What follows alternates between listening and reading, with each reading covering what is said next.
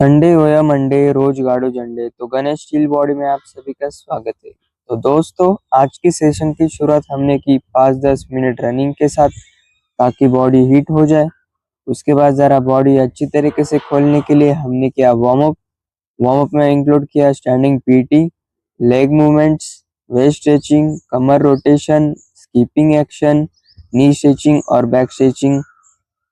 Warm up के बाद हमने किया ज़रा बॉडी मूवमेंट, जहाँ हमने डिफेंस अटैक की प्रैक्टिस की, थोड़ा स्पीड अप किया और लेग स्लाइडिंग किया। फिर उसके बाद किया बैक थ्रू की जमा कर प्रैक्टिस। अब आए हम मेन वर्कआउट पर।